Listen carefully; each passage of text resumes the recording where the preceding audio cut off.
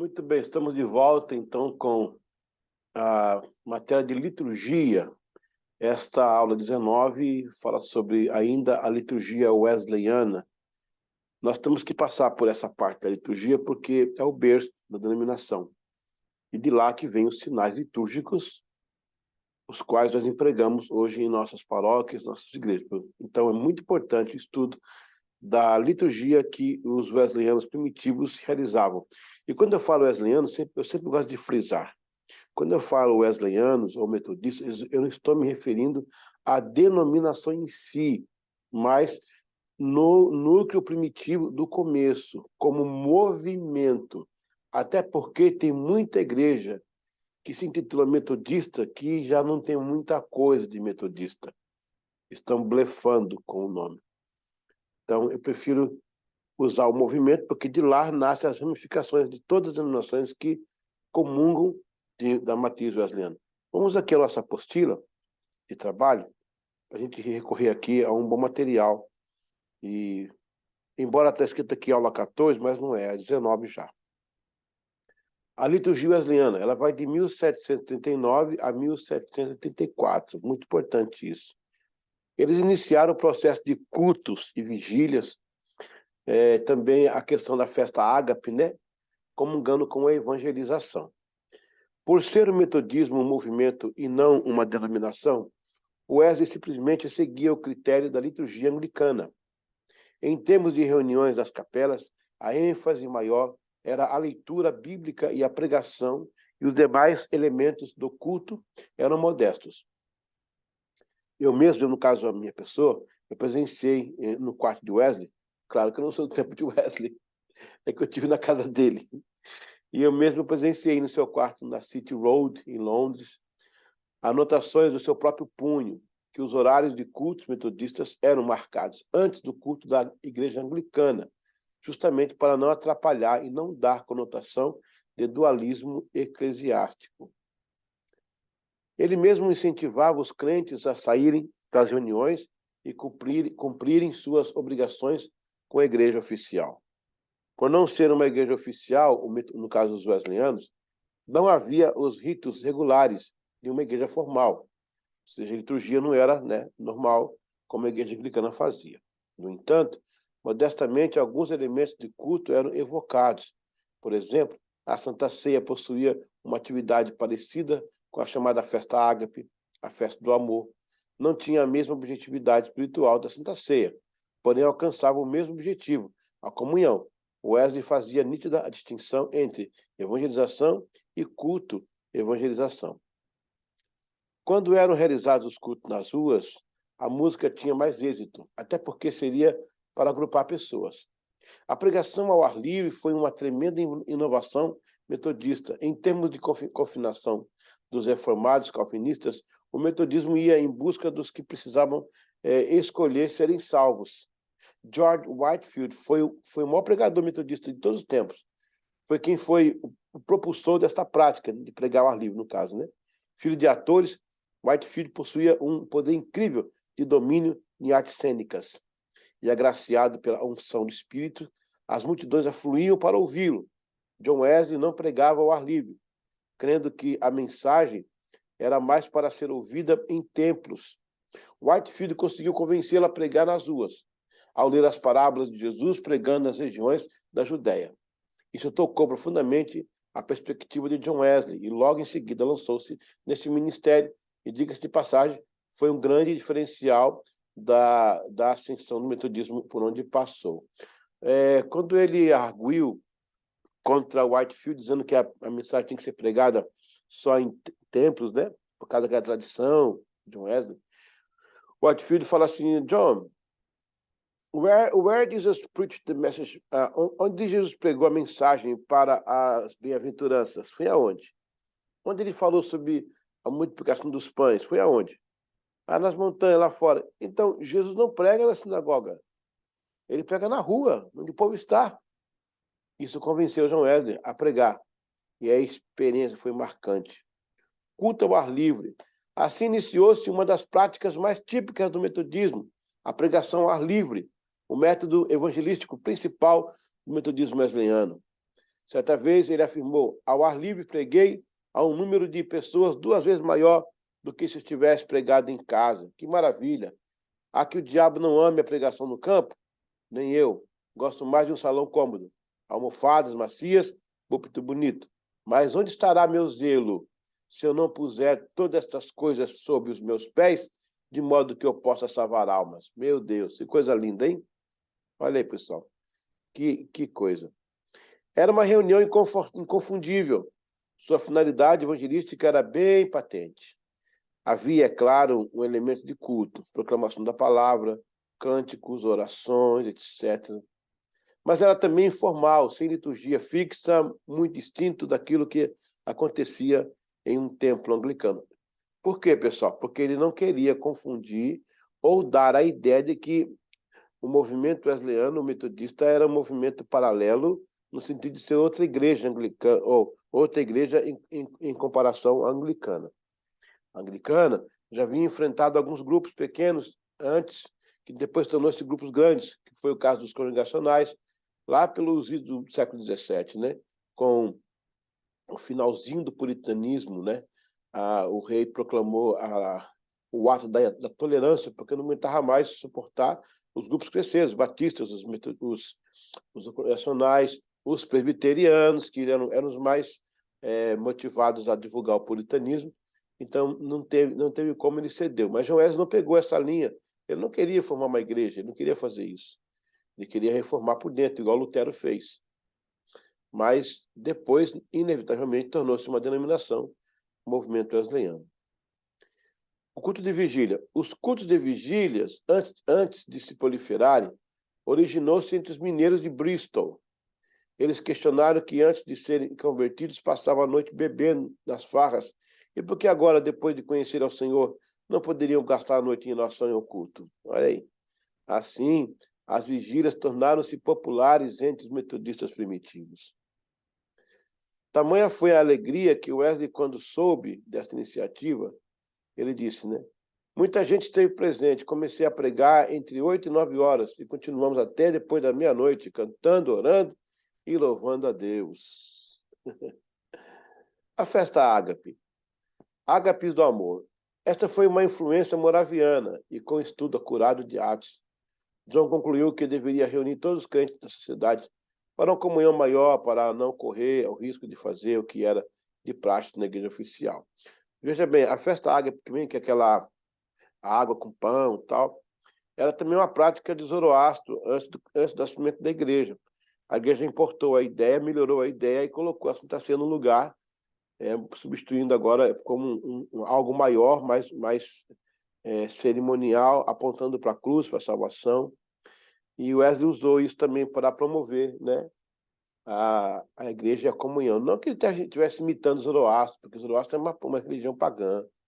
Mas a ideia, né? A ideia foi universal. Então, é interessante isso aí.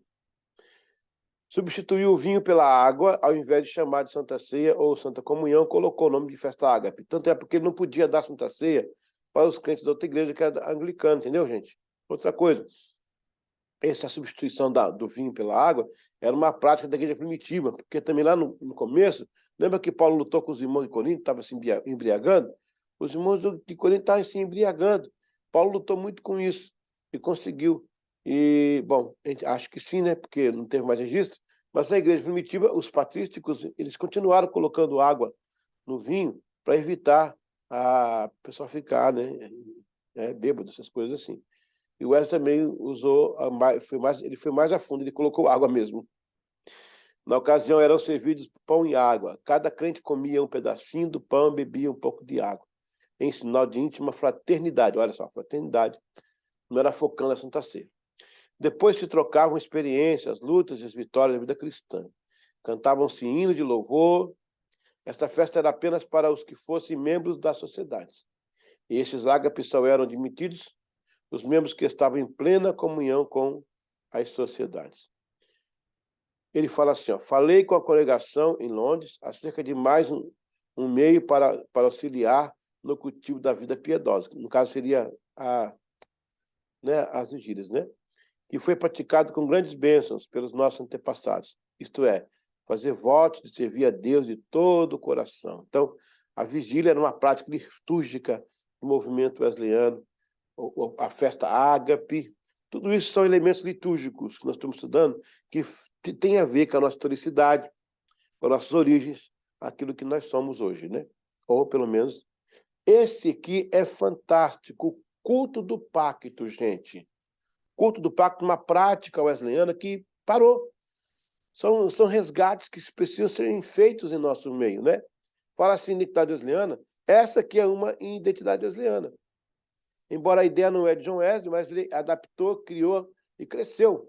E foi um marco, né, para os wesleyanos primitivos. O culto do pacto.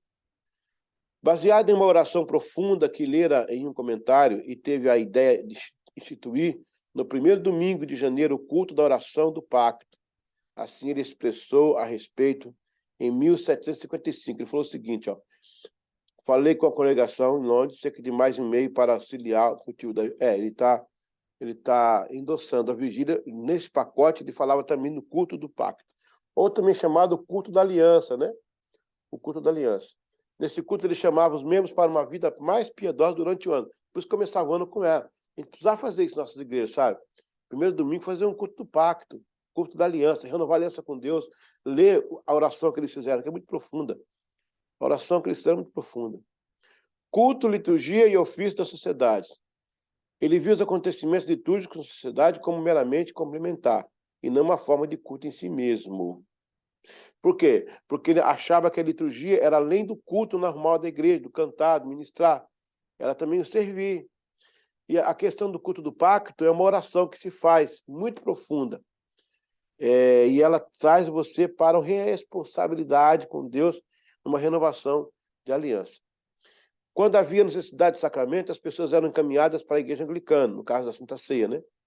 A respeito do tipo de reunião que conduzia, um dia disse: se pretendesse substituir o culto anglicano, seria essencialmente defeituoso, pois raramente contém as 4 grandes partes do culto público: deprecação, petição, intercessão e ação de graça.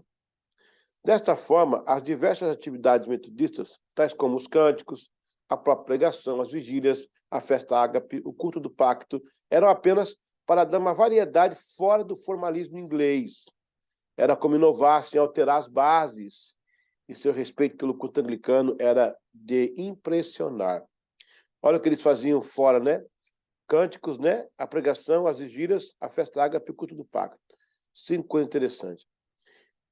Ele dizia assim, ó, o Wesley: creio que não existia liturgia no mundo, em língua antiga ou moderna, que exale uma piedade mais sólida, bíblica e racional, que a oração comum da igreja anglicana. Obras de Wesley. Gente, interessante, né?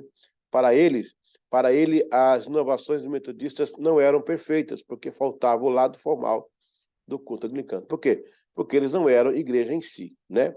Então, ele via apenas um fator de comunhão e não de agregação bíblica ou de adoração. Sem a oficialidade da igreja, para ele seria um culto incompleto. Realmente, é isso que ele está falando. A contribuição inódica dos Wesley para a liturgia metodista. Pense num trio que soube fazer seu serviço com maestria, excelência e precisão. Charles, a Sarah e o John. Nesse caso aí, é a Sarah Gwynne, que é a esposa do Charles Wesley, né? Charles Wesley fazia as composições dos hinos. Sarah Gwynne, sua esposa, escrevia as pautas musicais. Lembrando que foram os pais, eles, né? Foram os pais de Samuel Wesley, considerado o Mozart inglês. E John atualizava a teologia das canções e publicava para o povo chamado metodista. Foi no ano de 1738 que John Wesley publicou as coleções de hinos. Até hoje se pode comprovar pelo menos 56 coleções de letras sem pauta musical. E dentre essas edições, pelo menos 36 são originais músicas de Charles. E, no caso aí, essas coleções aí são chamadas de inódia, né? Porque é coleção, não é enologia, é coleção. O mais conhecido entre todos é os hinos para o uso do povo chamado metodista. Era uma espécie de Locke simplificado. Continha, além dos hinos, alguns pontos de instrução litúrgica, tanto para o serviço de culto público como para uma devocional. Era uma publicação exclusiva para uso das sociedades apenas. A temática teológica dos hinos rumavam para uma perfeição cristã. E pelo histórico das sociedades, muitas pessoas buscavam diligentemente alcançar esta excelência na vida cristã. Eram letras profundas de uma entrega incondicional à vontade e desígnios de Deus em obediência à fé.